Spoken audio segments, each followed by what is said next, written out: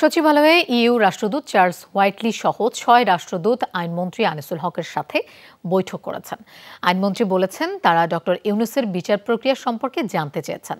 মন্ত্রী বলেন ৬ রাষ্ট্রদূতকে ডক্টর ইউনূসের বিচার প্রক্রিয়া সঠিকভাবে হচ্ছে বলে তাদেরকে জানানো হয়েছে। বিচার নিয়ে ডক্টর ইউনূস যা বলে বেড়াচ্ছেন তা অসত্য, দেশের মানুষের জন্য অপমানজনক বলে মন্তব্য করেছেন আইনমন্ত্রী। তারা একটা রিপোর্ট দিয়েছে, সেই রিপোর্টটার ব্যাপারে আমরা কি চিন্তা ভাবনা করছি রোহিঙ্গাদের ব্যাপারে, এবং শেষে অ্যান্টি ডিসক্রিমিনেশন বিল সম্বন্ধেও তাদের আলোচনা হয়েছিল। তারা আমাকে ইউনূস সাহেবের মামলা সম্বন্ধেও জিজ্ঞেস করেছিলেন। এই সব ব্যাপারে তাদের সাথে আলোচনা